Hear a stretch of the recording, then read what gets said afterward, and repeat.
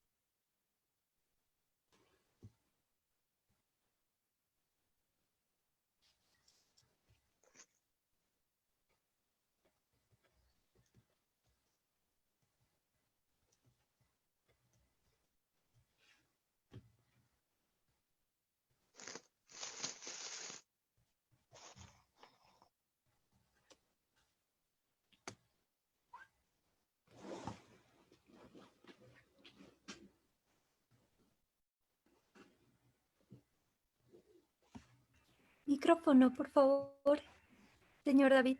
Sí, perdón. Bueno, hemos presentado el libro de manera general y antes de empezar, como este es una CULI, quiero invitarles a picharnos coquita, que todos podemos conversar. Los que tengan coquita podemos empezar a pichar, a culicar, porque en el mundo andino, en la cosmogonía andina, el aculi es conversar, hablar, es lupintar, es cananchar, es el amuitiri, ¿no? Así que les doy la bienvenida a nombre de la Pacha, a nombre de la espiritualidad andina y también a nombre de nuestro Señor del Gran Poder, el Tatita del Gran Poder. Así que allá hay hermanos y vamos a dar inicio.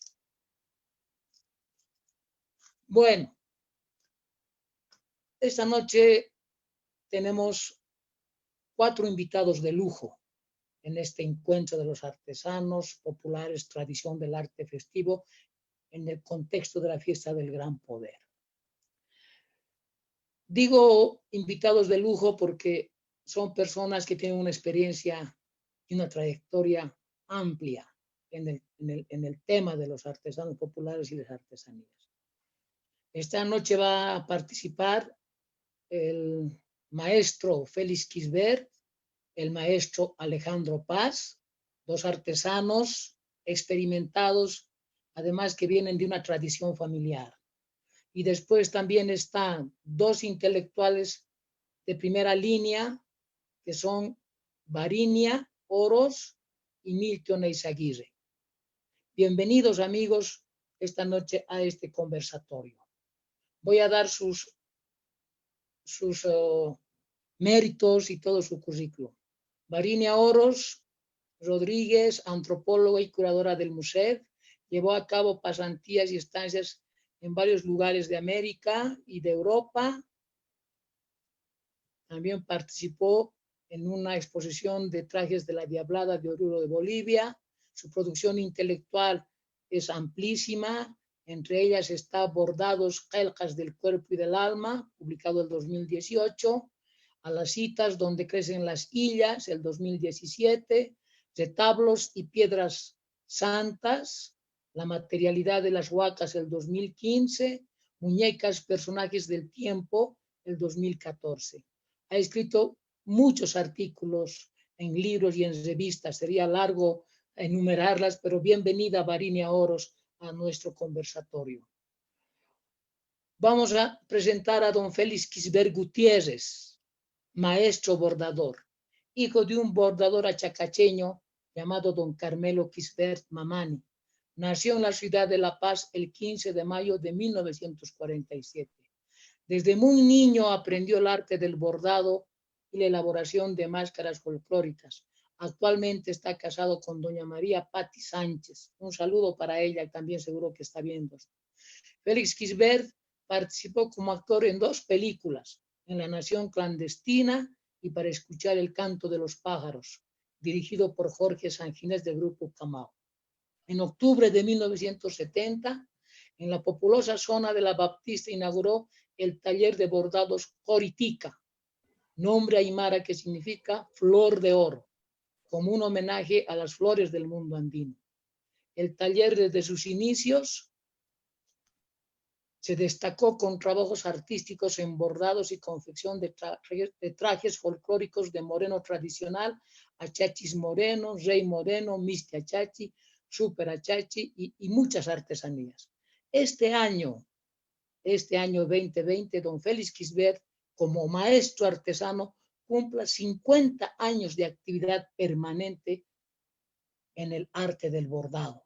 Ahora ya no solo es Coritica, ahora es Coritica internacional, porque él no solamente expuso en Bolivia, sino también en el mundo internacional.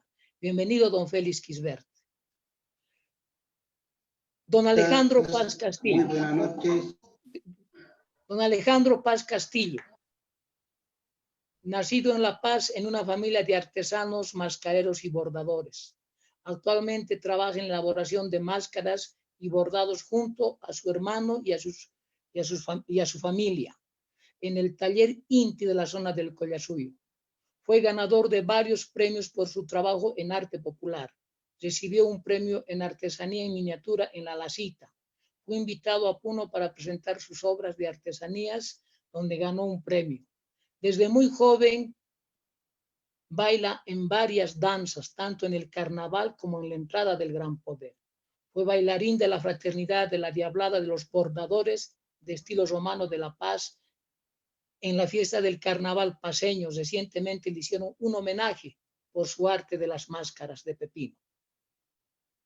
Presentamos a nuestro siguiente participante, el licenciado Milton Eizaguirre Morales, magíster en antropología de la Universidad de la Cordillera, posgrado de especialización en museología en Osaka, Japón, licenciado en Ciencias de la Comunicación Social en la Universidad Católica Boliviana de San Pablo, ganador del Premio Nacional de Investigación CIS 2016, miembro de los comités impulsores para la Declaratoria de Patrimonio de la Humanidad, tanto de la Lacita como del Gran Poder. Actualmente jefe de la Unidad de Extensión y entre 1997 y 2006, curador de bienes orgánicos del museo. Desde el 2004, docente universitario de pregrado y posgrado en la Universidad Católica, en la UPEA y en la UNSA. Milton tiene muchísimos artículos escritos a lo largo de su vida. No quiero dar esa lectura porque Milton es muy conocido en el ámbito académico. Así que, amigos, bienvenidos a este debate, a este encuentro, a este acúlico virtual sobre el tema que es artesanos populares, tradición del arte festivo. Vamos a empezar con nuestra charla de esta noche. Nuestro contexto en el que estamos en este momento, ¿no?, es de que la fiesta del Gran Poder se ha suspendido por el tema de la pandemia. Pero sin embargo, esto no impide de que podamos hablar de memorias, podamos hablar de testimonios, de experiencias, ¿no?, de saberes, de conocimientos sobre lo que es el arte del bordado y el arte festivo en general. Pero empecemos con hablando algo de la historia que tiene que ver con esa red urbana donde se ubicaron originalmente los talleres de bordadores, tal vez con otros nombres, no como bordadores ni como artesanos todavía, sino tal vez como decían algunos personas como cahueros, ¿no? Personas que daban trajes, fletaban trajes para las danzas autóctonas. Entonces yo quiero abrir esta primera ronda de preguntas respecto ¿por qué la Max Paredes? ¿Por qué la Garita de Lima? ¿Por qué este espacio popular es donde surgen los maestros en arte popular? ¿Cuál es el motivo para que este contexto urbano que nosotros hemos llamado la red urbana de significación cultural? Porque en La Paz cada zona, cada lugar tiene su vocación y la Max Paredes tiene su vocación. Y ahí es donde se ubican en varias calles, en varios lugares, nuestros maestros del arte popular. Así que yo abro la pregunta, ¿por qué y dónde y cómo surgieron estos talleres en la ciudad de La Paz? La palabra para el señor Félix Quisbert, y así vamos a ir continuando. Bueno, gracias, licenciado David. Realmente estamos, primeramente, que tengo el honor de conocimiento de los primeros talleres de bordados. Estaba ubicado, dicen, en la zona Miraflores de la familia Guayas, apellida Guayas.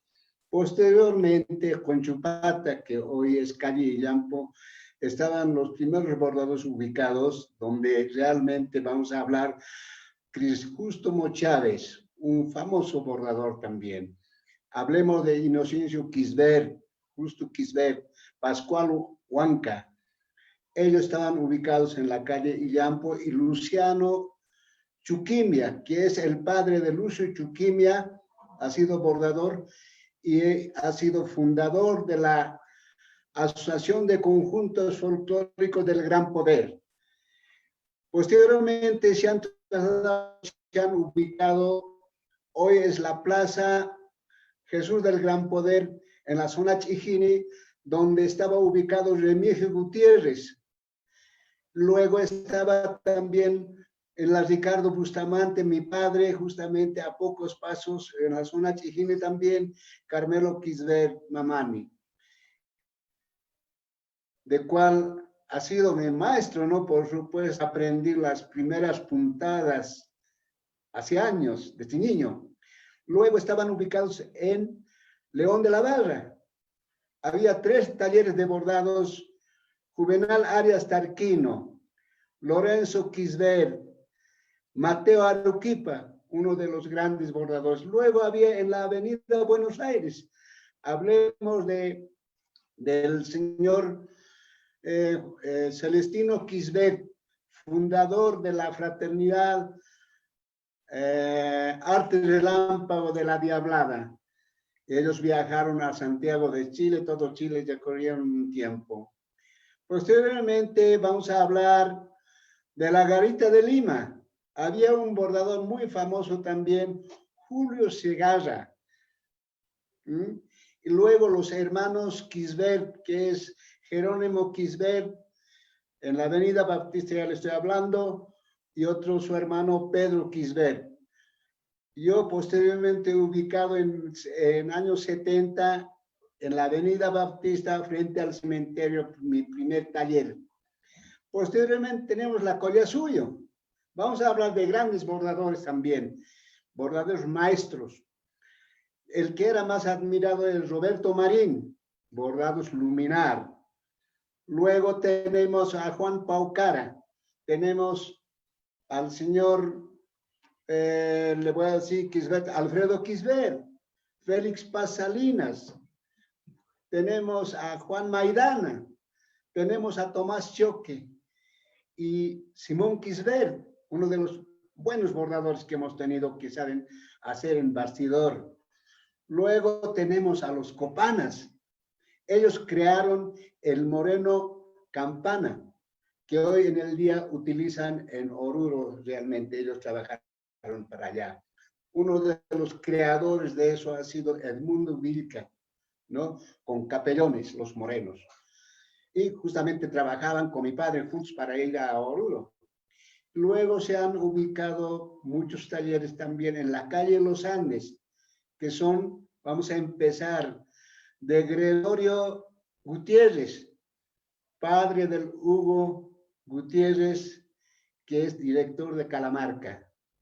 Y luego tenemos a Marín, Domingo Marín, tenemos a Fortunato y Ana, tenemos ahí a Cruz Vargas, Cruz Quisbert, Marcelino Huanca, y le voy a decir también de Vicente Quisbert, un famoso bordador en la danza de la vieja. Entonces, ahora, esas son las ubicaciones de grandes bordadores. Yo también estaba un tiempo en la calle Los Andes, ¿no? Porque el bordado no tiene, sino era alquilado en la Bautista a Los Andes, a la calle Los Andes. ¿Qué le parece? Muchas gracias, don Félix Quisbert. Le vamos a dar la palabra ahora a don Alejandro Paz. ¿Qué nos puede decir de sus memorias, de su experiencia? ¿En qué lugares estaban los bordadores? Su papito, ¿dónde trabajaba con las máscaras? Sus familiares, sus amigos. ¿Por qué todo este área urbana de la Max Paredes? Don Alejandro Paz, adelante. Muy buenas noches, licenciado David. Igualmente un cordial saludo a los panelistas que se encuentran ahí en el programa.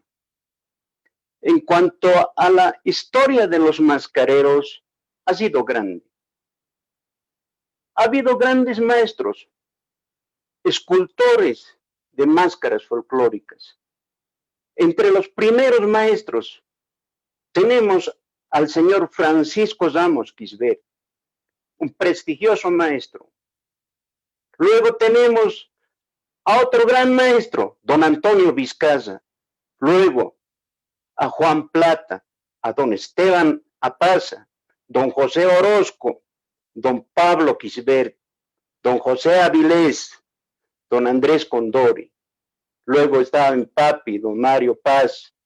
Todos ya están al lado de nuestro divino creador. Todos han dejado de existir. Luego tenemos los que hacían en Ojalata, don Faustino Monasterios, don Roberto Marín. Bueno, hay otros más que se me va de la memoria, maestros plateros que hacían máscaras en Ojalata. Se ubicaban alrededor, no siempre en la avenida, estaban en las aledañas de la Buenos Aires. Don Antonio Vizcaza se encuentra a media cuadra de la avenida Buenos Aires. Don Francisco Ramos igualmente, cerca de la Buenos Aires. O sea, casi era gente que vivía por el barrio del Gran Poder. Y los otros maestros estaban ubicados aquí por la avenida Collasuyo, alrededor de la avenida Collasuyo, la mayor parte. Y todos trabajaban con los bordadores de la calle Illampo, la mayor parte. Bien decía don Félix, los primeros bordadores se encontraban antiguamente, como usted decía, licenciado David, en la zona de Miraflores. Ahí existían los primeros talleres. Con el transcurso del tiempo se han venido trasladando poco a poco exactamente a la Illampo. En la Illampo es donde se ha concentrado la mayor parte de los bordadores. Eso sería recordar a los maestros mascareros de hace años que hicieron historia, que hicieron camino para que las nuevas generaciones continuemos con este trabajo. Muchas gracias, don Alejandro Paz, por su conocimiento y su experiencia en este arte tan lindo que son las máscaras. Ahora damos paso a nuestros académicos, a nuestros investigadores. Y hay un detalle que me gustaría que tal vez podamos también profundizar con sus investigaciones de campo, en sus investigaciones en archivos, ¿por qué habrían bordadores en Miraflores, de lo que fue antes unos ayllus llamados Potopoto, o los ayllus de Chijini, ¿no? Con Chupata?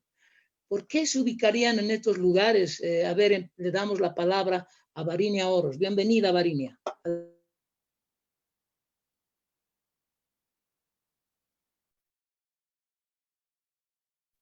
Aló, Varinia. Ah,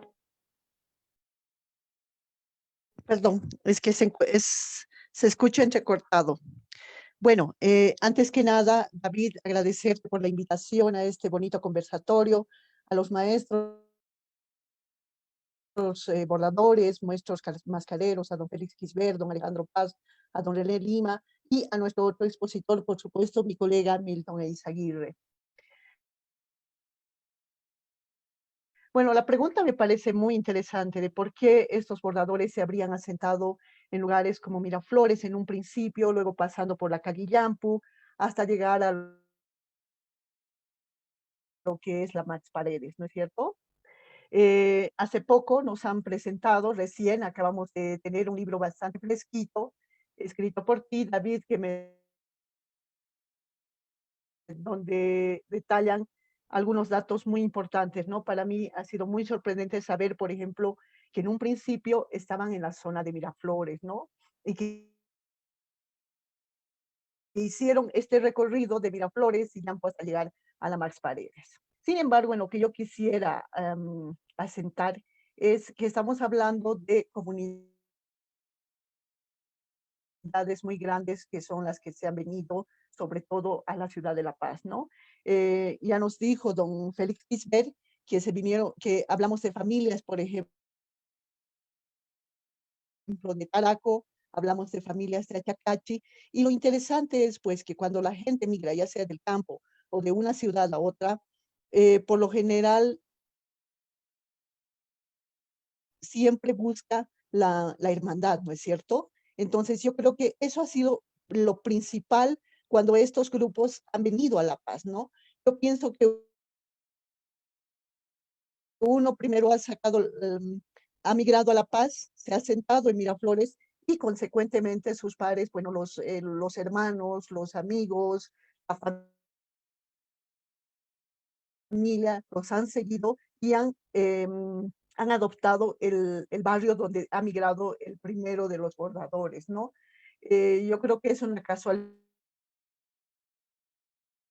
primero que se hayan ido a Miraflores y luego hayan ido subiendo, cuando la ciudad ha ido creciendo, también han ido un poco expulsando a las zonas más populares, expulsando, por así decirlo, a nuestros mascareros, ¿no? Por eso se pasaron por la Yampu y luego se asentaron en la zona Max Paredes y todo lo que es Los Andes, ¿no? Si nosotros hacemos un estudio sociológico en estos barrios, nosotros vamos a ver justamente estas coincidencias de la comunidad de donde vienen, de la provincia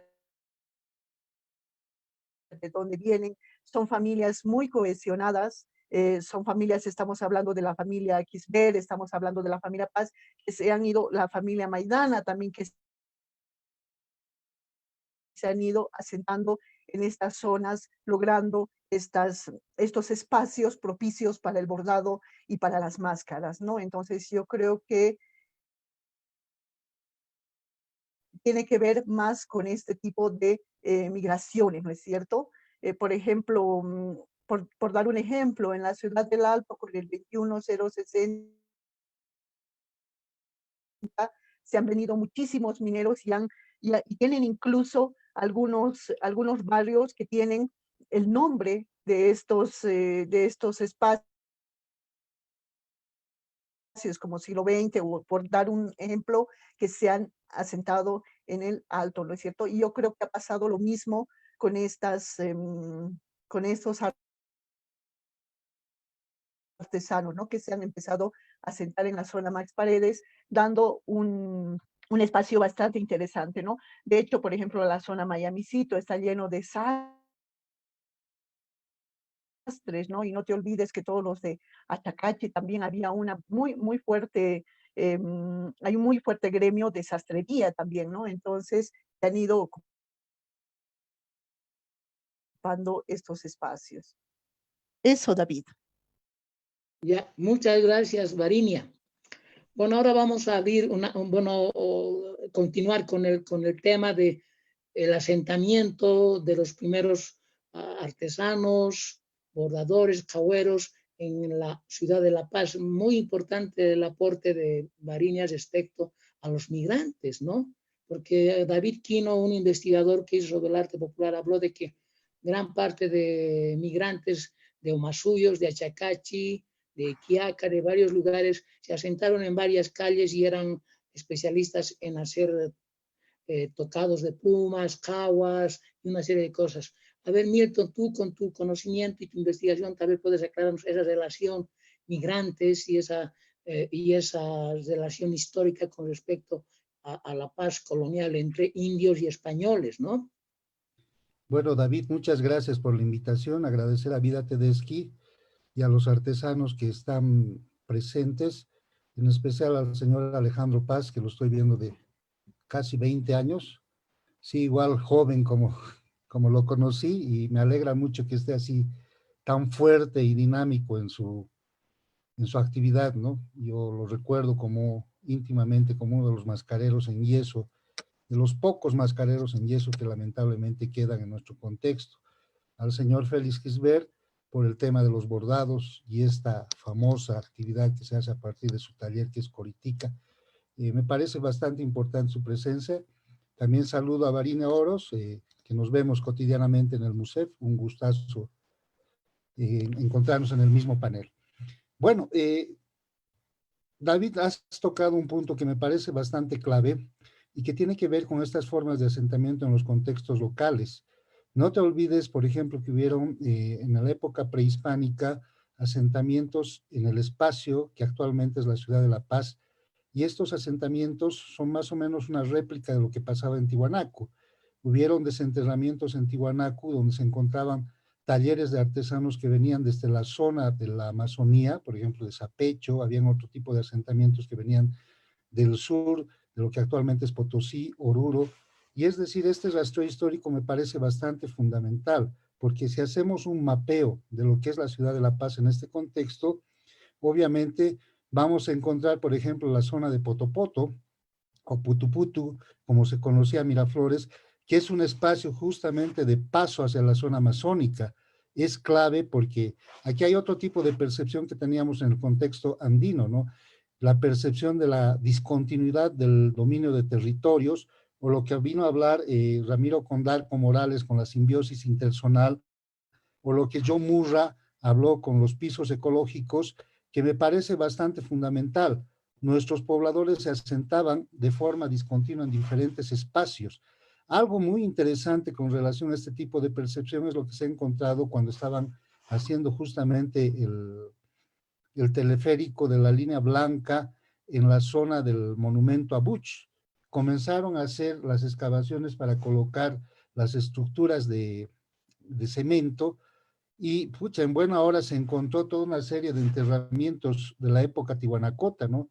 Estábamos hablando ahí con varios arqueólogos como Carlos Lemus y otros investigadores más, y me parece bastante interesante. Entonces, bajo esta percepción de dominio de pisos ecológicos, es que la ciudad de La Paz recibió pues migrantes de la región de Pacajes, migrantes de la región de Omasuyos, de la provincia de Aroma y de varios espacios, y obviamente un espacio que les competía era pues la zona de Putuputu.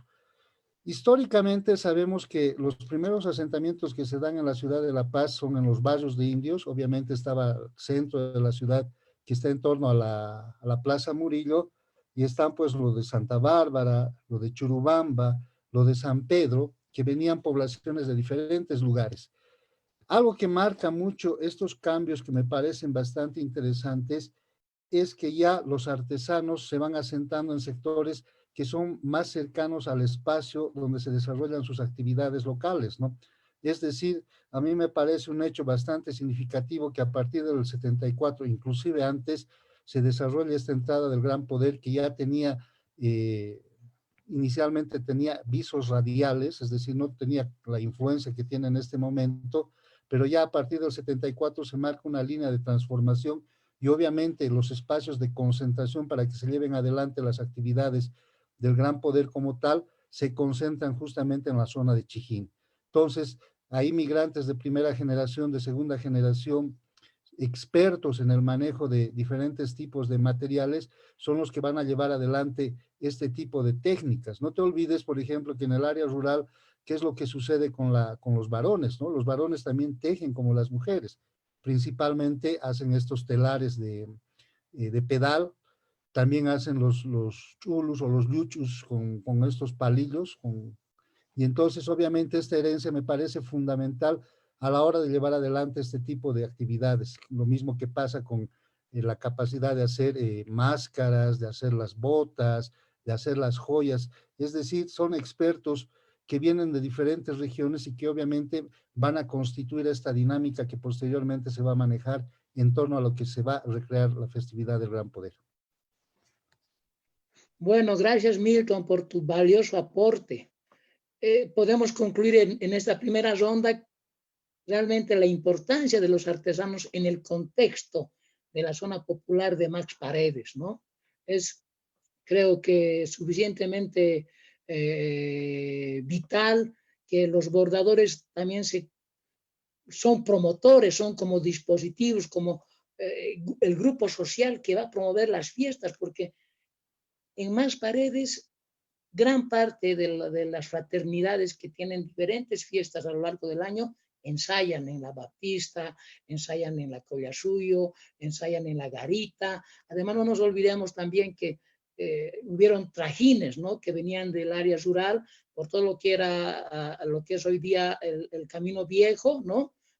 Del Alto a La Paz, y también otros caminos adyacentes como es por la zona de Cotauma, ¿no? Entonces, me contaban a mí que venían los primeros interesados en trajes folclóricos, por ejemplo, los hermanos Quisbert, Víctor Quisbert y Natalio Quisbert, que les saludo. Me contaron que su papá alojaba a muchos campesinos, ¿no? A indígenas aymaras que tenían fiestas, y les daba los trajes de morenada o lo que necesitaban y se lo llevaban en mulas y en llamas, ¿no? Imagínate, y a veces su papá le acompañaba, iban hasta la fiesta y así caminaban esos trajines, esos caminos antiguos que todavía conectan entre La Paz, el Alto y las provincias. Bueno, me parece muy importante este aporte. Gracias por esta primera ronda del tema. La segunda ronda vamos a hablar ahora de lo que significa ser artesano, de lo que significa ser maestro en esta división social del trabajo, aquellos que producen este arte simbólico, este producto simbólico, festivo. Le vamos a preguntar a nuestro maestro Félix Quisbert, a ver, ¿cuál es su relación con su trabajo como maestro o bordador, ¿no? ¿Cómo es esa relación? ¿Cuál es esa forma de trabajo que él ha organizado en su mismo taller?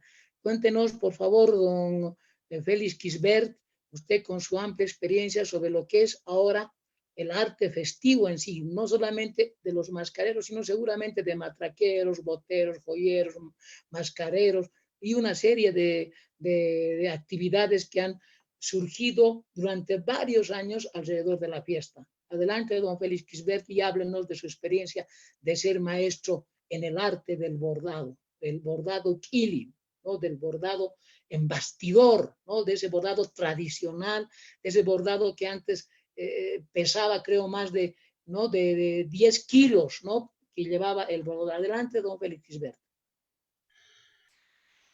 Bien, primeramente, para poder aprender el arte del bordado requiere de muchos años, unos 7 años. ¿Por qué le digo esto? Tiene que conocer, primero, manejar las agujas del número 0 al 7. Tiene que saber manejar las tijeras, cortar finamente el cartón. Eso no es de la noche a la mañana. Realmente, después de los 7 años, uno aprende todo. Tiene que tener creatividad. Bordar no solamente trajes folclóricos, tiene que bordar también otros trabajos que es muy importante para imágenes sagrados, o sea, el estandarte patriótico, no es de la noche a la mañana.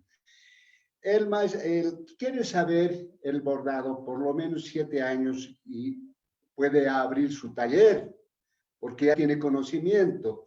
Aparte de eso, el bordador tiene que conocer la geografía y eso lo enseña el maestro y viajan juntamente a las fiestas provinciales, departamentales y cómo tiene que atender. Entonces, importantísimo es este trabajo. No, yo estoy ahora pensando, sino no pensando, ya haciendo los trámites correspondientes para poder poner una escuela de la... En cuanto a los materiales para el arte del bordado, son simples, no son maquinarias grandes. Bastidores que hay que conocer, qué madera es bueno para que no pueda doblarse el bastidor o romperse. Aparte de eso, el dedal, la carretilla o carretón que llamamos nosotros, para poder envolver los materiales realmente. No es mucho los materiales, no necesitamos máquina de coser, nada, ni de bordar, porque quitaría el valor realmente. Yo que he ido a varias exposiciones internacionales donde ha sido admirado todo lo hecho a mano, inclusive la plisada de cinta lo hacemos a mano, porque no se puede hacer a máquina sobre un cartón, porque varios cartones se necesitan, varios números, ¿no? Primeramente, ya eso sería en cuanto al material. En cuanto a los materiales que requiere el bordador, antiguamente traían de Alemania, como el hilo plateado, como el hilo dorado.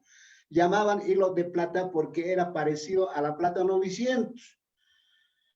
Y hilo dorado era parecido al oro. Por eso decían los bordadores hacen en bordado plata y oro.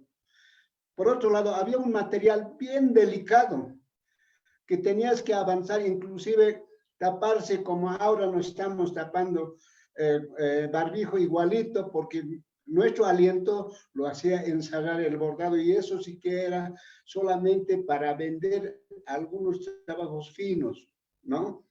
Y el material que se requiere actualmente nosotros utilizamos, ya no hay alemanes, las piedras checoslovacas tampoco ya hay, sino con material japonés de primera calidad, porque nosotros alquilamos y vuelve el trabajo y tiene que trabajar para todas las fiestas, no fuera un material fino, nos engañamos el trabajo, porque vamos a hacer y se va a echar a perder el material, eso no. Por eso utilizamos materiales japoneses. Ahora que ha entrado al mercado materiales chinos, increíblemente barato y malo. Las piedras chinas no sirven realmente como quieran las de vidrio que son los checoslovacos. Conocemos mucho sobre el material y ese mismo tenemos que transmitir a nuestros alumnos que van a ser posteriormente. Hay que saber conocer qué material es bueno, con qué agua se trabaja, canudillos, mostacillas, todo eso. Hay varias clases, las perlas también. Eso es en cuanto a nuestros materiales. Y la técnica del bordado, hay varias clases. Bordado aplumillado, que son las gamas de colores que lo he hecho yo para las pañoletas, para las fraternidades, como la Urus, como Fraternidad La Diablada de Oruro, varias pañoletas bordadas en alto relieve. son los trabajos que hay que ser finos. Para eso se requiere materiales como, le digo, hilo de Milán, dorado hemos hablado, y tenemos materiales como mechilla, y tenemos hilo de salón, llaman así, conocemos con ese nombre. Con eso se aplica en realidad. Parece pintado, todos creen que es pintura, no, sino es bordado. Y le digo, no solamente en eso hemos entrado, en la moda. Yo he hecho varios trabajos de la moda boliviana para la señora Daisy Wendy, la primera modista boliviana que ha impactado con el arte del bordado en grandes exposiciones de afuera. Como me ven, hay mi saquito bordado, totalmente a mano. Miren, entonces todos admiran. Es mi creación hace años. Y cuando yo viajo afuera, utilizo algunas veces. Y quiero decir también el aguayo. Yo voy con chaleco en las ferias internacionales, nos caracterizamos como que somos bolivianos. Hay muchas oportunidades. Yo fui a la feria del Pacífico que se ha realizado en Lima, Perú. Lamentablemente entran nuestros hermanos peruanos. Qué lindos trajes peruanos. Cuando yo dije, señor, no es de Puno. El tricolor boliviano son trajes bolivianos. ¿Ah? Son cosas, el 81 justamente estaba en la Feria del Pacífico. Nos confunden bastante. Por eso en mis trabajos utilizamos nuestro tricolor, importantísimo. ¿Ah? ¿Qué más le podría decir en cuanto a esto? Realmente hay que transmitir a nuestros posteriores bordadores. Gracias. Muchas gracias, don Félix. Realmente usted nos ilustra con todo ese conocimiento y ese saber. Ahora le vamos a dar la palabra al señor Alejandro Pazzi para que nos explique cómo es que aprendió de sus padres ese arte de la máscara, esos saberes, qué materiales usaba, qué instrumentos usaba, si habían en el mercado para comprar esos instrumentos, qué técnicas usaba así en su trabajo, su papá y actualmente don Alejandro Paz. Adelante, don Alejandro. Bueno, don David, en cuanto a los saberes, hay que tener un dominio principalmente en la mezcla del yeso. O sea, no es el yeso que normalmente se utiliza para la construcción. Es un yeso extra que se prepara en pasta. O sea, es similar a la arcilla. Con eso se elabora la máscara. Primero, este material, o sea, los materiales que se utiliza deriva de la imaginería virreinal. O sea, los españoles nos trajeron cómo se elabora las imágenes. Deriva de esta técnica la elaboración de máscaras. Se utiliza cola, se utiliza tiza, se utiliza yeso extra, se utiliza materiales, por ejemplo, la tela engomada, se utiliza cabellos para las pestañas, para los bigotes, para todo eso. Luego se utiliza también la pintura sintética para el acabado. El yeso, primero, para una máscara, por decirte, hay que formar el molde. Ese molde no lo compramos, sino se tiene que elaborar. Cada maestro tiene su forma de trabajar. El maestro tiene que hacer el molde. Por decirte, para una máscara de moreno, hay que hacerle con esos rasgos del morenito, ¿ya? Y luego en ese molde se amolda el fuste de fieltro de lana. Hay que engomarlo con cola y eso. De una vez que esto ha secado, se le acopla la cara y la cabeza. Luego se va formando, se va sacando los detalles en relieve. De una vez que tenga ya formado la cara, hay que pulir, hay que lijar, luego hay que pasar un baño para que la pintura sea consistente, no pierda el color, para que tenga ese brillo. Recién es el pintado. Son saberes que es bien, un poquito complicado. Hay que tener dominio. No es agarrar el yeso, mezclar. Muchos han intentado trabajar, pero no les han salido. Hay que saber el temple de la masilla. No es, como le digo, se prepara como la arcilla, pero la arcilla nos puede aguantar todo el día, mientras que la masilla tiene un determinado tiempo. Entonces, hay que saber preparar. Eso nos lo han transmitido, bueno, me lo ha transmitido mi papá y mi papá ha ido aprendiendo también de mis abuelos, ¿no? En cuanto a los materiales, como le decía, son los moldes principales, normalmente se utiliza y luego se va formando la cara. En cuanto al material, no, nosotros mismos tenemos que elaborar, no compramos, no conseguimos, todo se hace en base a yeso, el instrumento especialmente. El material, como le decía, es el yeso, la harina, cola, la pintura sintética.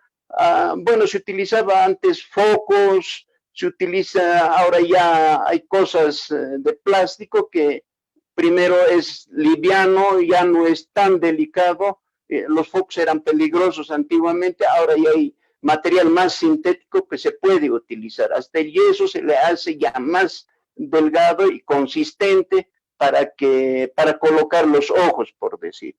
Ya le decía, los instrumentos son elaborados por cada uno de nosotros. En cuanto a la técnica, no es cuestión de agarrar un molde y decir, bueno, esto va a dar. No.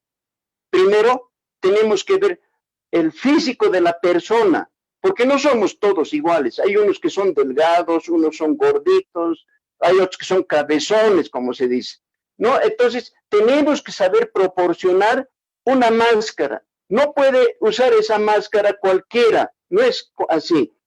De acuerdo al físico de la persona hay que acomodar, porque el bailarín tiene que bailar con la máscara, no la máscara que esté bailando en el bailarín. Hay que saber proporcionar.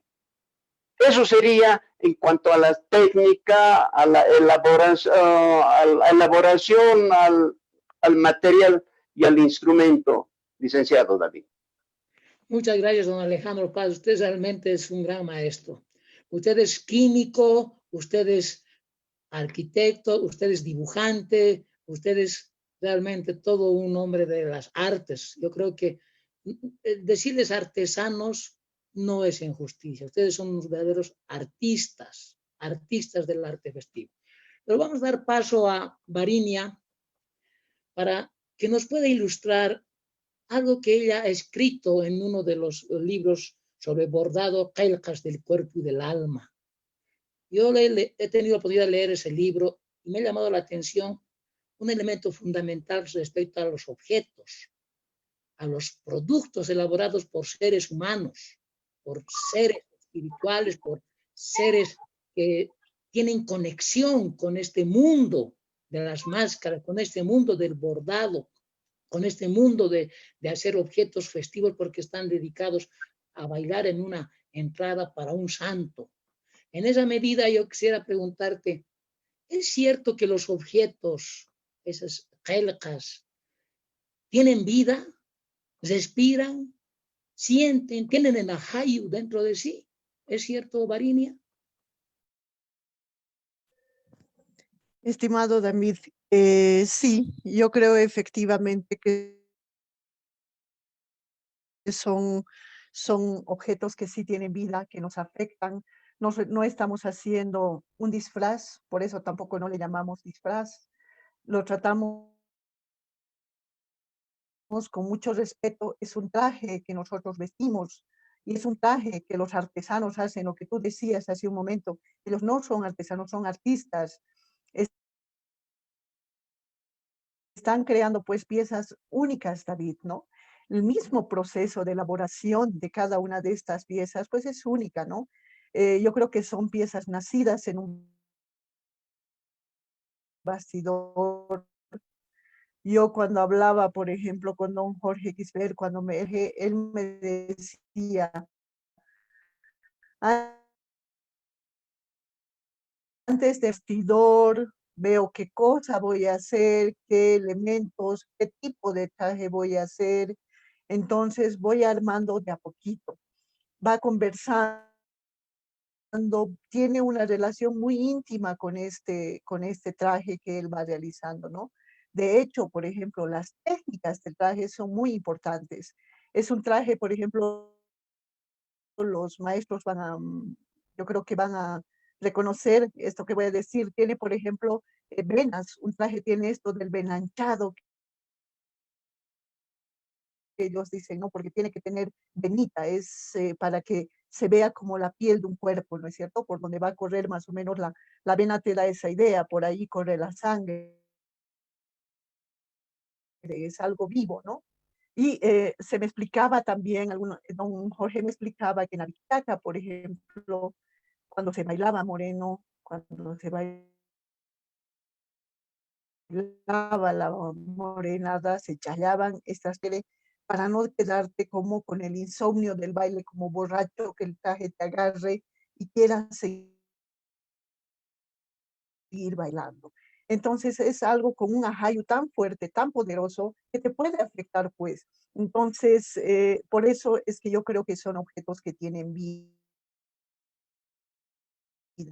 El mismo proceso, como te decía, ¿no? Del hacer estos trajes en bastidor, es como si naciera pues un cuerpo, es como si naciera algo vivo. Y no te olvides también que en estos trajes están presentes huacas súper importantes, ¿no? Tenemos la presencia de serpientes, que no es otra cosa que este catari, ¿no? Que nosotros cargamos en estos trajes. Entonces, cómo no nos va a afectar estos trajes a la hora de bailar, ¿no? Por eso también hay un respeto súper fuerte de parte de los bailarines y de los artesanos a estas piezas que son únicas, ¿no? Yo creo que no nos estamos poniendo un disfraz, nos estamos poniendo como pieles divinas encima a la hora de bailar y a la hora de confeccionar, ¿no es cierto? Por eso también se han adoptado técnicas tan importantes como esta del bordado en bastidor, que era utilizado para la realización, por ejemplo, de trajes de tipo religioso, ¿no? Entonces, por estas características, yo creo que son objetos, pues, que tienen esta vida, ¿no? Esta agencia, este ajayu que nos puede afectar. Gracias, Varinia, muchas gracias. Bueno, ahora vamos a hablar con Milton y vamos a preguntarle en un dominio que él sabe realmente sobre los tejidos prehispánicos. También se ha dicho en varios estudios que gran parte del bordado, ¿no? De los trajes festivos, tiene una confluencia de técnicas entre lo prehispánico y las técnicas coloniales, sobre todo en el bordado que han traído los religiosos, ¿no? En esa relación del tejido, por favor, ilustranos, Milton, ¿tú cómo ves esa juxtaposición, si queremos llamar ese hibridismo, esa relación, esa conexión entre lo que es este mundo prehispánico, el mundo colonial y las técnicas actuales? Adelante, Milton. Bueno, muchas gracias, David. Me parece un buen punto de partida hacer el análisis de los tejidos prehispánicos y lo colonial. Obviamente hay una base en función a la capacidad que tiene el ser humano, el andino, con relación a diferentes saberes. Y por eso hay tanto especialistas, mujeres como varones, a la hora de elaborar los tejidos, ¿no? Por ejemplo, se tenían los chumbicamayos, que eran expertos en la elaboración del tejido fino. Al tejido fino se le llamaba chumpi. Y obviamente habían las ajlas, las mujeres expertas en elaborar los tejidos para el Inca. Y obviamente también en los contextos ya más familiares, tanto mujeres como varones elaboraban ciertas especialidades de tejidos, ¿no? En el caso de las mujeres, por ejemplo, se elaboraban los axus, los urcus, las ñañacas, y en el caso de los varones estaban vinculados, por ejemplo, con los luchus o con las ondas. Entonces, obviamente había este tipo de conocimiento y creo que podríamos enlazar este tipo de conocimiento con la pregunta que hiciste hace unos minutos, el tema de los ajayos. En el contexto local, el tejido tiene ajayo, ¿no? Y así todas las cosas tienen ajayo. Por ejemplo, las nubes tienen ajayo, la lluvia tiene ajayo, el entorno de la naturaleza, los linderos de las comunidades tienen ajayo, y las casas tienen ajayo, absolutamente todo. Las piedras tienen ajayo. Uno diría, ¿qué tienen que ver las piedras? Haciendo un estudio con el tema de los artesanos, decían, las piedras hay machos y hembras. Inclusive se cosecha la piedra porque tienen ajayo, entonces hay que pedirle permiso para hacer el tema del tallado. De la misma forma, el tejido hay que pedirle permiso porque es un ser viviente, forma parte de todo este contexto. Por eso es muy interesante a la hora de analizar una pieza, sea tanto de máscara, de tejido, de bordado, etcétera, etcétera. Es importante establecer que no hay esta división entre lo cultural y lo natural. Todo esto es un conjunto unísono y tiene que ver mucho fundamentalmente con este tema del concepto de inteligencia.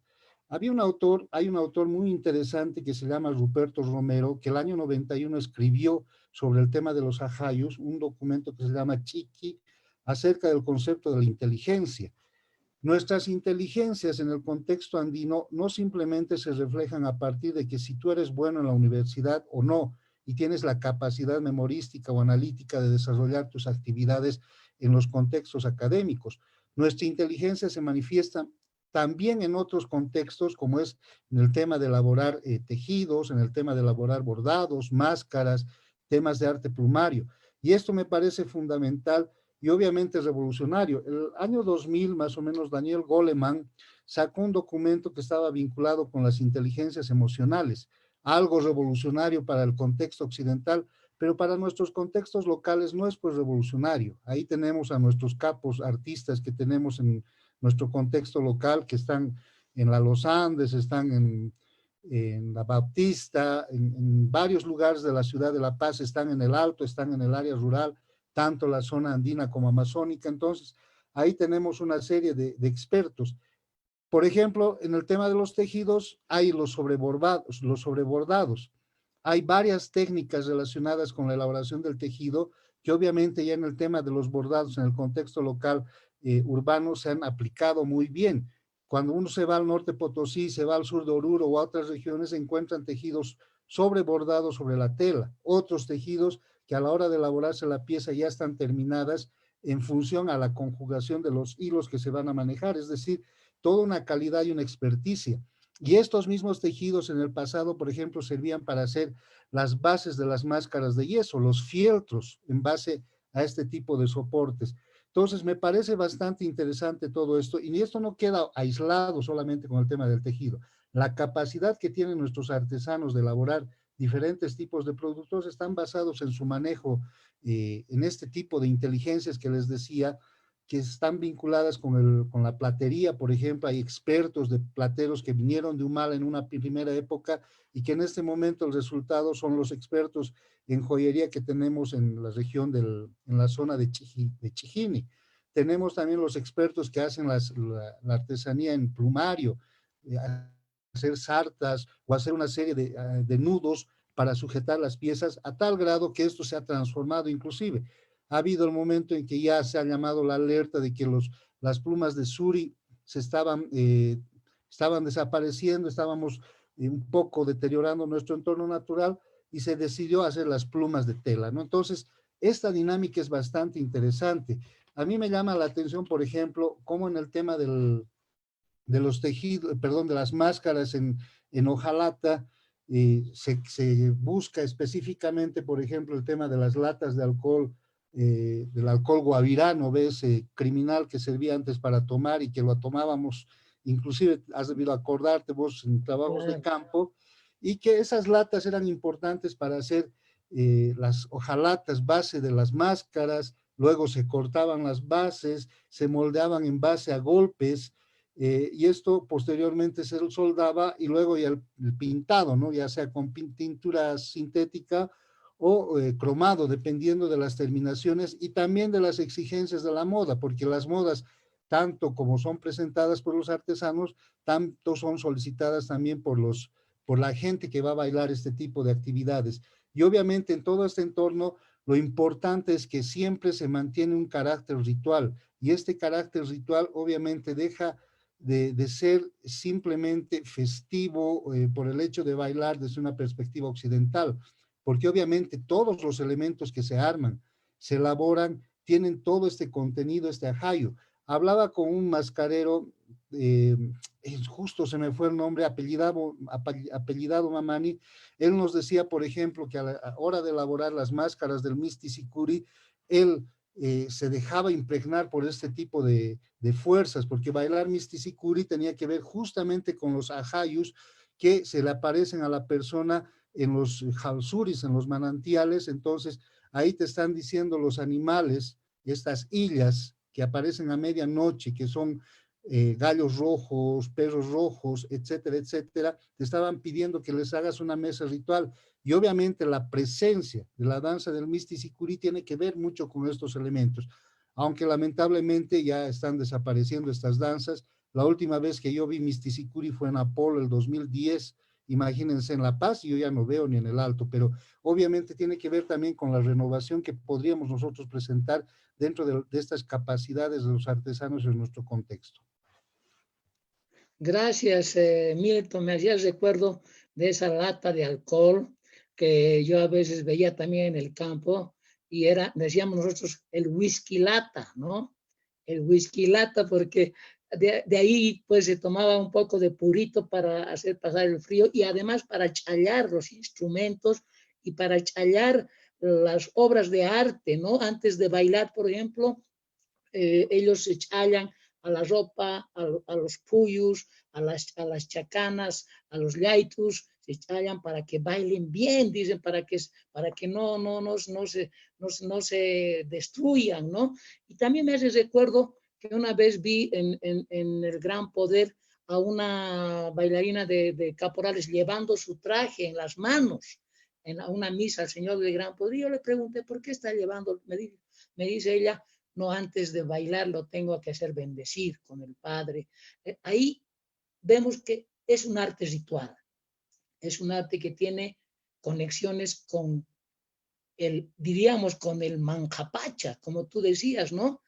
¿De dónde surgen estas inspiraciones? Ahora vamos a preguntar a los maestros, porque también hay una pregunta del público que nos dicen, ¿dónde? ¿Cuáles son las ideas? ¿De dónde surgen estas ideas? Como Antonio Vizcarra me contaba una vez, el mascarero tradicional, yo me tenía que soñar con el Sagra, con el diablo, y el diablo me ha dicho, esta es la máscara que quiero. Y de ahí me he inspirado. Entonces, a veces también en los sueños se manifiestan estos anchanchos, estos sagras, estos catecates, ¿no? Para que el artesano, el artista pueda plasmar un tipo de idea, porque cada obra es una cosa única. A ver, le vamos a dar la palabra a nuestro maestro Félix Quisbert para que nos explique de dónde surgen esas ideas, de esos trajes, esos colores, esos achachis, todo ese traje que tiene como el canto de los pájaros, ¿no? Una vez también usted puso el canto de los pájaros, y tiene otro bordado de Moreno que es Volveré y seré millones, ¿no? ¿De dónde viene usted con esos trajes? ¿De dónde salen esas iconografías, ese simbolismo que pone en cada uno de los trajes? Don Félix, adelante. Bien, realmente uno tiene que inspirarse. No va a creer como cualquier artista. Yo visito cada fin de año todos los museos. Realmente uno va a ver muchas cosas. En realidad, una inspiración. Hay veces estoy en un lugar sirviéndome algo y veo que se me inspira. En ese momento tengo que hacer, no importa una servilleta de un bar, un diseño que se me viene. Y luego lo hago. Tengo que ver el diseño de todos los ángulos para ver si va a impactar al público, al espectador y al folclorista que va a utilizar. En realidad no es, digamos, por eso hay que tener una creatividad. Y muchos de mis diseños están registrados bajo derecho de autor. Tengo, por ejemplo, un moreno, casi historial. Tiene el sol y la luna. Tiene el cóndor de los Andes. Totalmente bordado. Tantos años que uno he pensado hacerlo, ese trabajo, como puede ver, este es mi trabajo totalmente bordado. Es una reliquia realmente la que tengo. No es fácil. Por eso uno tiene que tener vocación, como cualquier centro, donde un buen maestro, un alumno pues va a ser bueno. En realidad, gracias a mi señor padre, que también ha sido uno de los mejores bordadores, Carmelo Quisbert, me ha dado las ideas, cómo se borda. Entonces, creo que estamos en eso, hay que inspirarse, cómo puede dar los colores, el dorado le da con qué. Bueno, el cliente que visita mi taller, que tengo una exposición también del Salón de Exposición de la Danza de la Morenada, admira. Y en Gracias, don todas Félix. partes se mueve en el mundial, exhibiendo los trajes. Ya sabe David, perdón, licenciado. Gracias, Félix. Eso es Muchas para gracias. una. A ver, le damos la palabra a don Alejandro Paz para que nos explique si alguna vez se ha soñado con un sagra, con un supaya, se ha soñado para inspirarse o le viene la inspiración de la noche a la mañana. A ver, don Alejandro, díganos. Bueno, licenciado David, usted bien decía lo que le ha contado don Antonio Vizcaya. Es una realidad. Primero, si un bailarín viene y me dice, quiero una máscara diferente a los que ya han utilizado, quiero que sea algo atractivo. ¿Qué máscara es? Me dice, no, quiero una máscara de diablo, pero que se realce. Ya le he pescado la imagen de él. ¿Qué quiere? ¿Qué quiere que le cambie? O sea, algo que se realce. Tengo que pensar, no es de la noche a la mañana, licenciado David, hacer una máscara. Tengo que pensar, tengo que ver, o sea, me lo grabo en la imaginación. ¿Qué debo hacer? Y a la final de cuentas, sueño en la noche. ¿Cómo va a ser esa máscara? ¿Cómo voy a formar? De una vez que le he formado, también aquí hay que ver la proporción. Hay que saber proporcionar el equilibrio, porque al bailar el diablo, por decirte, tiene que tener esa facilidad. No tiene que ser, no tiene que estar el peso para, por decirte, para adelante o para atrás. No, tiene que estar bien equilibrado. Entonces, todas esas cosas tenemos que ver para armar esa máscara, diablo. Y luego todo se hace en detalle. La máscara tiene, como bien decía el licenciado Milton, tiene un espíritu, tiene alma. Tiene un alma que realmente se nos mete y graba. Tengo que hacer la máscara tal como me lo he imaginado. Y una vez que esté hecho la máscara, en el color, por ejemplo, eso me pasa con las máscaras de achachis, los viejitos, me dicen, házmelo así una máscara. Tengo que dar el color de la piel, quiero más morenito, que se vea, o más rubio. Entonces, tengo que preparar el color para que tenga vida la máscara. Tiene que tener vida, porque si no tiene vida, no vale de nada esa máscara, no puede ser cualquiera. Hay que saber darle vida a esa máscara. Muchas gracias, don Alejandro Paz. Realmente hacer una obra de arte de estos objetos festivos no es fácil. Es realmente complejo y hay una conexión con la Pacha, una conexión con los ajayos, una conexión con todo este mundo de objetos que van a ser en realidad parte de un una ofrenda, un sacrificio al Tata del Gran Poder. Bueno, quiero preguntarle a Varinia Oros ahora respecto a un tema muy importante como investigadora. Actualmente las fiestas se han masificado muchísimo. El Gran Poder antes solamente habían, creo que 20 fraternidades y cada morenada tenía solamente 20, 25, 30 personas. Hoy día las morenadas y las demás danzas pasan los 500 a 1500 fraternos. Y bueno, eso también de alguna manera ha impactado en el arte tradicional. ¿Usted cree, señora licenciada Varinia Oros, que hay una crisis del arte tradicional, tanto en el bordado, en las máscaras, en los tejidos, etcétera? ¿Usted cree que hay una crisis en este momento así de técnicas, de concepciones, todo se ha masificado? Esa es la pregunta. Adelante, señora Varinia. Querido David, efectivamente, ¿no? Ahora no es lo mismo hacer trajes para una fraternidad, como se decía antes, fraternidades de 10, 15, 20 bailarines, supongo en un principio, ¿no? Como ahora para tantos bailarines. Efectivamente, la cosa ha cambiado, ¿no? Tú sabes que elaborar un traje en un bastidor te puede llevar meses, ¿no? Entonces, no podemos hacer, no se puede exigir tampoco a los artesanos hacer trajes bordados en bastidor para 500 bailarines, ¿no? Es imposible realmente, ¿no? En ese sentido, yo creo que es importante hacer también, así como relevamos tanto el traje tradicional, como tú lo llamas, y al que yo prefiero llamarle el traje bastidor, y también hacer una relevancia a esta otra técnica que también han sido muy, muy habilosos los artesanos, ¿no? De poner esa técnica que es a la que muy despectivamente a veces se la llama, ¿no es cierto? El traje collage, el traje cotillón. Yo creo que es importante también eh, hacer toda una investigación, hacer todo un rescate de cuáles son pues las técnicas que intervienen en este tipo de trajes, porque también hay un trabajo arduo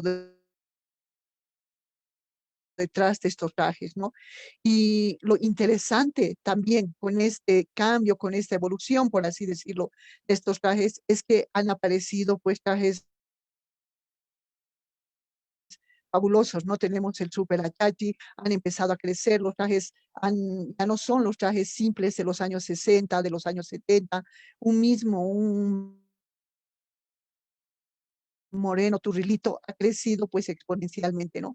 Se han vuelto mucho más, hay una estética de la abundancia, como afirma también Nicotasi, ¿no? Donde hay como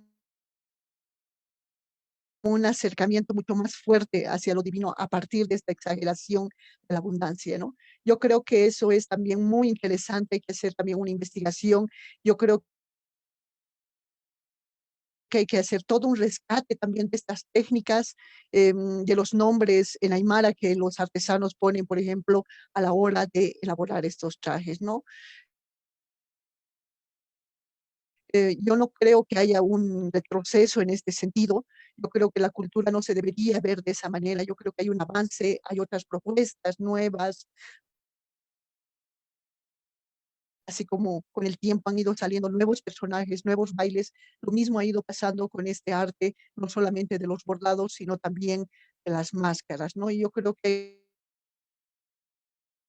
hay que verlo, David. Gracias, Varinia.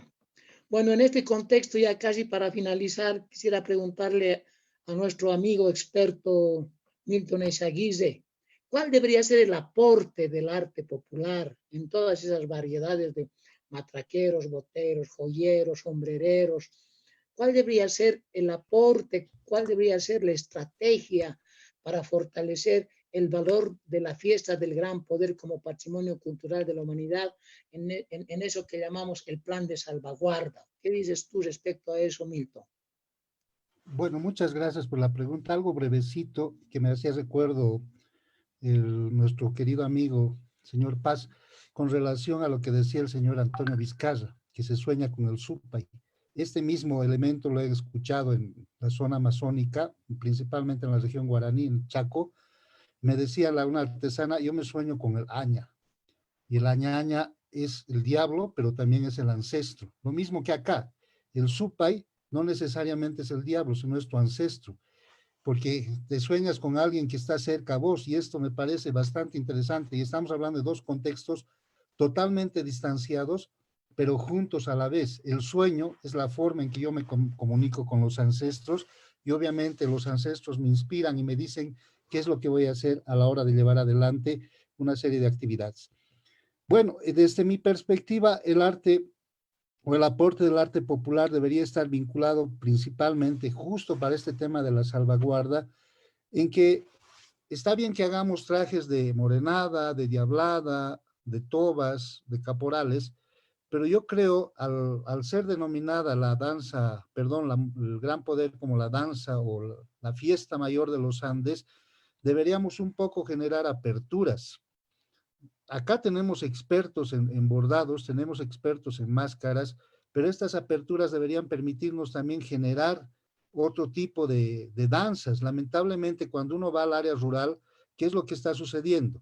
Hace unos años en Huayqui se hizo el récord Guinness de la morenada. Creo que participaron aproximadamente 3.500 personas y ya hemos anotado el récord Guinness.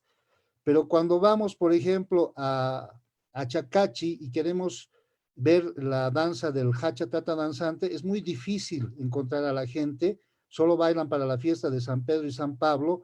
Lamentablemente la mayor parte de la gente ya son ancianos y no estamos renovando con los jóvenes este tipo de danzas. Lamentablemente el gran poder podría convertirse en un espacio también de rescate de este tipo de danzas. ¿Y quiénes son los más, digamos, las personas más importantes en este contexto? Justamente son nuestros artesanos. Algún momento, por ejemplo, yo quería bailar diablada. Me quise conseguir el traje del condenado. Les comento que no pude encontrar ni siquiera la máscara. Hablé con nuestro querido amigo Benito Mamán y le dijo, ¿cómo es? Necesito una máscara del condenado, justamente por este concepto que se maneja. O sea, no tiene que ver mucho con este concepto negativo que se puso al supay desde el siglo XVI, que es el diablo, sino el supay es el ancestro y el condenado es uno de los ancestros. Entonces le decía, quiero bailar de esto. Me decía, no, debías venir hace 2 meses, te lo hubiese hecho. ¿Y qué hago con el traje? No, el traje no hay, definitivamente. Entonces, te puedes ir al Illampo, ahí los que venden para la fiesta del carnaval, a veces tienen esas calaveras, eso te compras y ahí te vistes de traje y una capa te consigues por esos contextos. Entonces, ¿qué es lo que está sucediendo? Estamos como monodirigiendo el gran poder solamente a danzas muy cerradas. Está bien, o sea, estoy de acuerdo que se baile la morenada, la diablada, son más o menos unas 10, 12 danzas que se bailan, pero ¿y qué con las otras? Deberíamos generar un mecanismo de aperturas. Mucha gente me decía, por ejemplo, de los colegios, queremos bailar otra cosa y vamos a comprar y a contratar trajes y lamentablemente no hay. Y evidentemente, ¿qué es lo que uno tiene que hacer? Tiene que recrear estos trajes viendo videos o fotografías y poner a los jóvenes, a las mamás, a los niños a coser sus trajes. Entonces, nuestra cultura es muy rica, no tenemos variedad de danzas. Ya tenemos muy bien asentado lo que son nuestras danzas mayores, las defendemos con mucho cariño y amor, pero también a partir del gran poder podríamos generar otro tipo de dinámicas y en este sentido los artesanos que nos den una mano. Gracias, Milton. Me hacías recuerdo respecto a los personajes que han desaparecido en la diablada, en la morenada y en otras danzas más, como por ejemplo el famoso Uturunco, que también bailaba como figura, el Quilquincho también bailaba como figura, la mariposa también bailaba, el ángel en la morenada. Es decir, cuando una persona hoy día ve el ángel bailar en la morenada, dice, pero no, se ha equivocado de danza, cuando en realidad históricamente el ángel bailaba en la morenada, ¿no? Y el uturunco que prácticamente ya no hay, y como tú decías, el condenado, muy importante el condenado, o la muerte, como dicen también, porque hacía presente a esa relación entre la vida y la muerte, porque la fiesta tiene también esa conexión entre la vida y la muerte, ¿no? Entonces, también muchas de las danzas trascienden, así como las máscaras, esas mitologías, ¿no? Esas leyendas que han trascendido desde el prehispánico y durante la colonia y hasta ahora. Gracias, Milton, por tu aporte. Ya vamos a ver la última ronda para terminar. Bueno, le damos la palabra a don Félix Quisbert para que nos diga cuál sería el aporte desde su experiencia para fortalecer el valor de la fiesta del Gran Poder como patrimonio cultural de la humanidad hoy declarado por la UNESCO.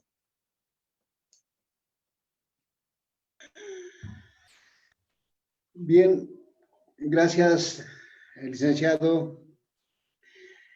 El aporte de los maestros bordadores, pues ya ha sido bastante fuerte.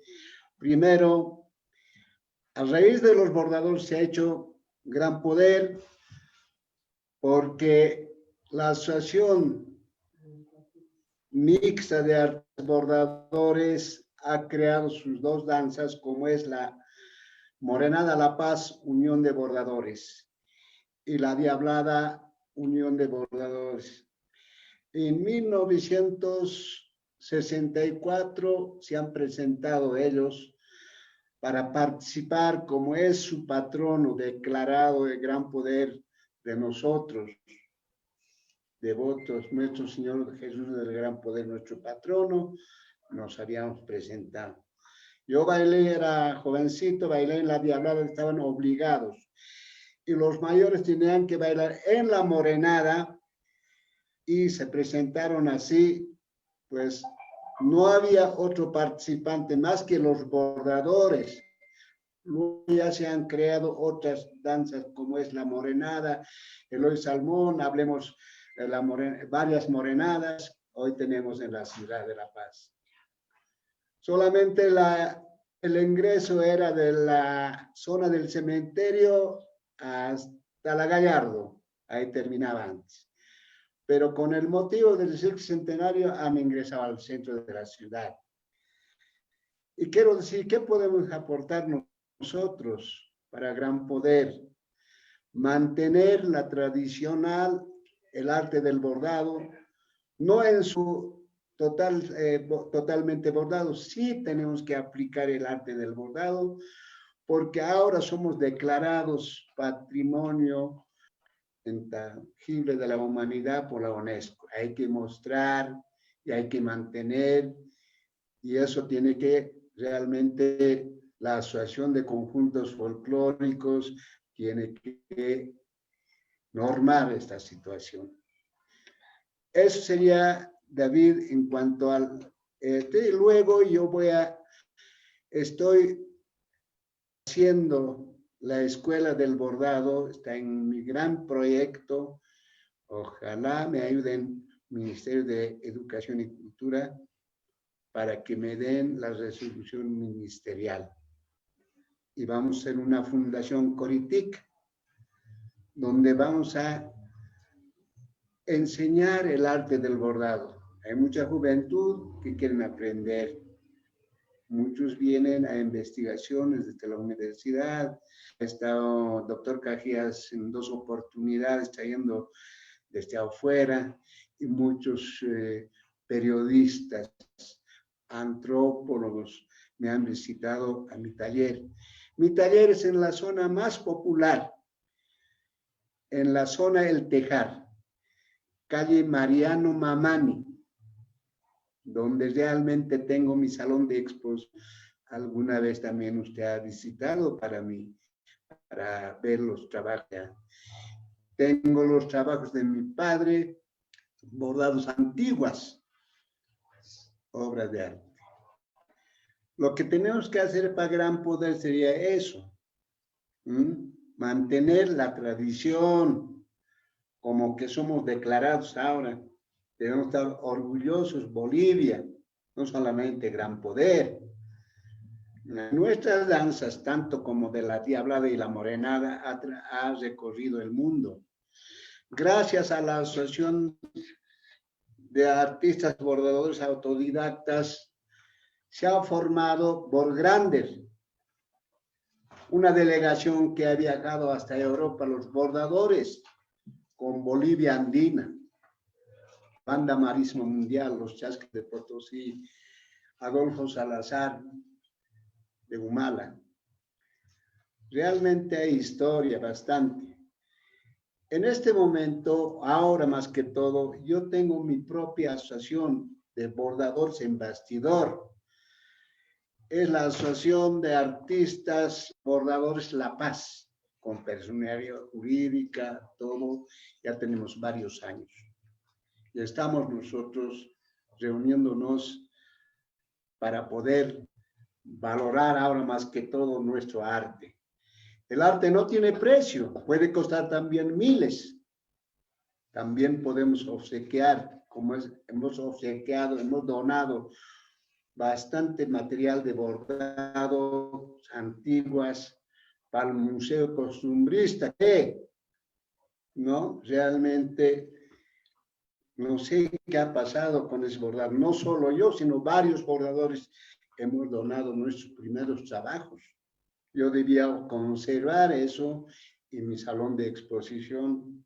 Voy a preguntar y no saben dónde están. Un tiempo igual, en musicología y folclore, han donado los bordadores obligado un muñeco, tampoco se ve. ¿Ah? Todas son cosas que pasan en nuestro país, licenciado David. Usted conoce bastante, usted ha hecho un libro, qué lindo.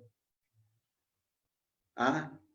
Realmente usted es un investigador, ha recorrido bastante. Eso, la cuna del bordado es Achacachi, pero sí empieza en Taraco, termina en Escoma. Grandes bordadores. ¿Qué puedo decirle? Gracias, don Ojalá Jorge. mis colegas bordadores vuelvan Gracias, a don la Félix. tradición. Don Gracias Félix, yo por la rescato esta invitación, David. noche, ¿Qué más puedo decir? gracias, rescato esta noche, don Félix, dos cosas importantes en usted. El proyecto de crear la escuela del arte del bordado tradicional. Me parece un importante proyecto que puede ser parte del plan de salvaguarda. Y además, le ha acompañado un niño a su lado, un niño bastante inquieto, que también, como dicen los bordadores, transmiten todo ese conocimiento, todo saber a sus hijos, a sus nietos. Y también usted, sé que tiene muchos alumnos. Usted es un profesor, hoy es Día del Maestro. Y el Día del Maestro usted también le felicito desde el profundo de mi corazón, porque usted tiene muchos alumnos que les va enseñando cada día en su taller y en el bastidor. Me parece muy importante su aporte. Ahora le vamos a dar la palabra a don Alejandro Paz para que nos, dé algunas ideas desde su especialidad, desde su conocimiento de mascarero, que puede aportar en esta declaratoria del patrimonio cultural del gran poder como patrimonio de la humanidad. Adelante, don Alejandro, para despedirse ya. Está bien, licenciado David. El aporte de los mascareros es mantener la originalidad de cada danza. Hay que preservar para mantener lo que es el patrimonio, lo que se ha declarado patrimonio cultural. Tenemos que hacer un poco más de esfuerzo. Bien decía don Félix, hay que formar gente. Sí, hay que hacer que incursionen elementos jóvenes para que lo mantengan estas tradiciones, esta cultura, este arte. Porque si no lo vamos a hacer, se va a ir perdiendo. Este es un aporte de lo que hacemos a la cultura, pero lamentablemente las autoridades de cultura nos hacen un lado. Triste, pero no siempre vivimos de las autoridades, vivimos los artesanos, los que hacemos arte, vivimos de nuestros trabajos. Vamos a seguir adelante, tenemos que hacer que el gran poder sea grande y los artesanos vamos a seguir promocionando lo que es nuestra cultura. Bien decía, ¿cuánto ha aportado el grupo folclórico Bolivia Andina? Y también los maestros anteriores, los maestros antiguos han formado elemento joven, que también han ido a hacer conocer a otros países. Aquí puedo nombrar a Tomás Conde, un maestro que ha salido de esta casa, un gran mascarero que hace 50 años ya vive en Europa. Él ha salido, ha viajado junto con el conjunto folclórico Los Jairas. Un gran maestro. También voy a recordar a Lucio Trujillo, otro maestro que se ha formado en esta casa, que ha estado en diferentes lugares del país, que hoy en vida ya no existe él.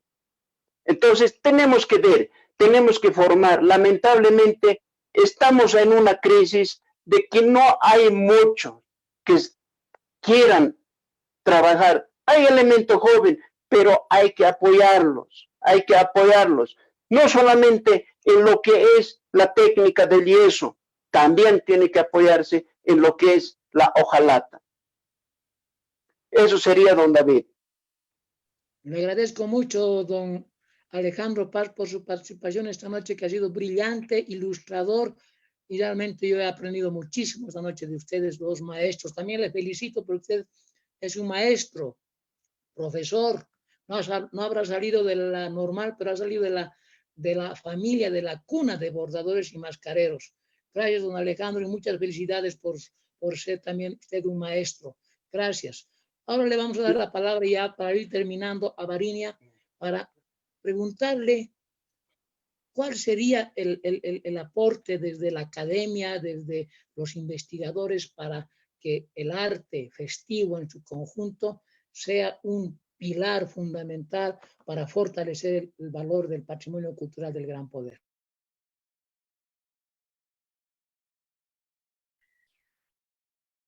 Gracias, David. Gracias a todos los panelistas. Como tú dices, hemos aprendido mucho de esta noche de nuestros artesanos, un poco más. Yo creo que cuál va a ser nuestro aporte de aquí en más para engrandecer esta fiesta, obviamente desde la investigación, ¿no? Yo creo que es importante hacer los siguientes pasos. Lo que te decía en la anterior pregunta es, se ha hecho bastante investigación del bordado tradicional, de las técnicas materiales que intervenían. Yo creo que ahora es importante dar un paso más, continuar la investigación de estos nuevos trajes que se han ido creando a partir de los años 80, personajes que se han ido perdiendo. Tenemos que hacer esta investigación, es fundamental. Me parece fundamental también dedicarnos a estas otras danzas más pequeñas, no centralizarnos solamente en la morenada o en la diablada, también hablar de las otras danzas, de los otros bailes, sus personajes, los materiales y técnicas que intervienen también en la hechura de estos trajes, ¿no? Por otro lado, creo que tú has hecho un buen inicio con el libro que tú has presentado, donde has empezado a hablar, por ejemplo, de los maestros matraqueros, de los maestros boteros, o que están especializados en las joyas o en los calzados, ¿no es cierto? Yo creo que ese es el siguiente paso, hacer como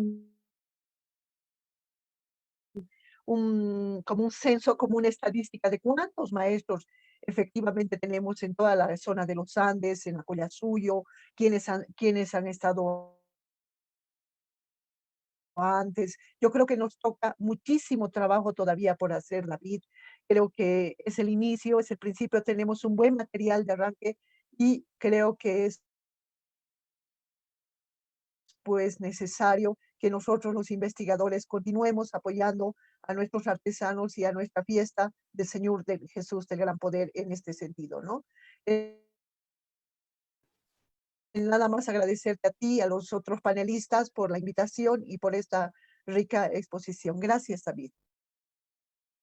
Bueno, muchas gracias, Varinia, por tu participación esta noche. Ha sido también brillante con tu experiencia que has tenido en la exposición del arte popular, de las quelcas del cuerpo y del alma, que para mí es un libro muy importantísimo, que lo he leído con mucho detenimiento y también me ha inspirado para hacer el libro de los artesanos. Le damos ya la palabra final a Milton Eizaguirre para que nos aporte estos estilos, esta forma de trabajo que tenemos los bolivianos, los paseños, de único tal vez en el mundo, ¿no? De haber sido creadores, ¿no? De los artesanos, de haber sido creadores de trajes, ¿no? No solamente de trajes religiosos como hacían en la época colonial, sino de trajes festivos, de trajes rituales que se presentan en la fiesta de Gran Poder. Adelante, Milton. Muchas gracias. Desde mi perspectiva, lo que no hay que olvidar es este nexo entre lo rural y lo urbano.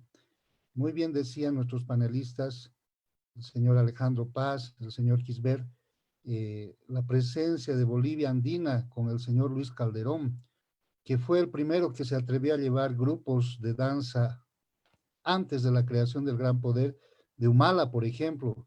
Me llamó la atención cuando fui a Humala, cómo la gente comenzaba a recordar estos viajes que habían hecho a Europa con este Huacatinti y otro tipo de danzas que habían formado y habían compuesto, digamos, las bases primigenias de lo que era el Gran Poder. No te olvides que Luis Calderón, junto a Lucio Chuquimia, por ejemplo, que eran cuñados, y otra gente más, crearon el Gran Poder o la Asociación de Conjuntos Folclóricos del Gran Poder sobre una base que ya se tenía, ¿no? En un momento muy complicado, muy crítico, donde habían mecanismos de marginación con relación a nuestras tradiciones culturales. Entonces, esto me llama mucho la atención y felicito este tipo de elementos, o sea, es decir, tenemos que hacer este abordaje que es histórico, que es diacrónico y sincrónico, un poco rompiendo, digamos, lo que nos pide la UNESCO, ¿no? La UNESCO nos dice qué están haciendo en este momento para que la actividad del Gran Poder siga vigente. Nosotros lo que tenemos que hacer es ver hacia atrás, porque, por ejemplo, me parece clave la creación de esta escuela de artesanos, de bordadores, porque obviamente a ellos ya les podemos exigir que nos puedan crear trajes del hacha tata danzante, así con el lujo que se tenía, trajes del misticicuri, del mimula, del chatre y otras danzas que lamentablemente se están bailando en espacios rurales y lamentablemente están siendo desplazadas. Lo mismo con el señor Alejandro Paz, que sean la base para crear máscaras de gallo, de gato, esto de mariposas, etcétera, que nos han formado y han dado un contexto bastante interesante para que lo rural comience a generar mecanismos urbanísticos, ¿no? Es decir, se desarrollen en los espacios locales. Yo reconozco muy bien el trabajo de varios historiadores, varios antropólogos, entre ellos, por ejemplo, ese documento que presentó el padre Javier Albó con los señores del Gran Poder, que me parece un buen documento para comenzar, pero debemos ya ir rebuscando las particularidades de nuestras danzas, algo así como establecer, por ejemplo, las rutas del Gran Poder y el impacto que genera el Gran Poder en todo el entorno local altiplánico del departamento de La Paz. Es clave el Gran Poder. Entonces, si nosotros generamos estímulo en el Gran Poder, vamos a permitir que todos esos otros sectores del área rural se activen también, principalmente en el rescate de nuestro patrimonio. Muchas gracias. Quiero agradecer a los panelistas, al señor Alejandro Paz, al señor Félix Quisbert, a ti, David Mendoza, que nos vemos cada cierto tiempo, sigues conservándote joven más bien, a Varina Oros por las conferencias, y bueno, a Vida Tedeschi, que también me invitó a este tipo de participación. Les agradezco mucho y creo que con estos aportes vamos a ir revalorizando y dándole más hayu a nuestras tradiciones. Gracias, gracias Milton por tu participación. Te agradezco de todo corazón por que has tenido esta amabilidad de compartir tus conocimientos y creo que es muy importante lo que acabas de decir, de que tenemos que recuperar también ese espíritu sahayo del mundo aymara, del mundo indígena, de las danzas, que antes bailaban los traches, bailaban quenaquenas, bailaban auquiauquis de la provincia Camacho, bailaban los misticicuris. Yo creo que tenemos que también ampliar a esas danzas que son la raíz fundamental también del Gran Poder. Gracias, Milton, y te agradezco muchísimo en nombre del gobierno municipal. Bueno, hemos culminado este aculi, yo aquí pichando mi coquita, gracias a esa culi que me ha dado la pacha. Así que les esperamos el día de mañana, domingo, con 2 actividades muy importantes. Gracias, don Félix. Gracias, don Alejandro Paz. Han estado esta noche de lujo realmente. Hemos tenido un gran aporte de ustedes y a través de ustedes todos los artesanos de la ciudad de La Paz y del Alto han sido homenajeados, porque la fiesta no ha muerto, la fiesta aún continúa y volverá la fiesta con más fuerza, porque también don René Lima está ahí presente y ha escuchado toda esta reflexión, todas estas sugerencias. Bueno, muchas gracias. Les quiero terminar invitando mañana a las 18 horas a quienes son partícipes directos de la fe en el Tata del Gran Poder. A las 18 horas invitaremos al padre reverendo Marcelo Ramírez del Santuario del Gran Poder y ahí les invitaremos a dar sus testimonios de vida y de experiencias religiosas con el Señor del Gran Poder. ¿Por qué bailan en el Gran Poder? ¿Qué les ha dado el Señor del Gran Poder? Así que mañana a las 18 les invitamos también a cada uno de ustedes que nos han acompañado esta noche por las redes sociales, por el Facebook, por La Paz Culturas, a que también se conecten mañana para esta actividad de lo que es los testimonios de vida. Y a las 20, a las 8 de la noche tenemos otro conversatorio que va a ser realmente histórico, algo que no se ha hablado estos días, pero vamos a hablar entre maricones, cholas y morenos. Ese es el tema de mañana del aporte de estos actores sociales dentro de lo que es la fiesta del Gran Poder. Así que muchas gracias y gracias por participar. Allá hay el Gran Poder. Hasta pronto. Hasta mañana. Hasta luego. Buenas noches. Buenas noches.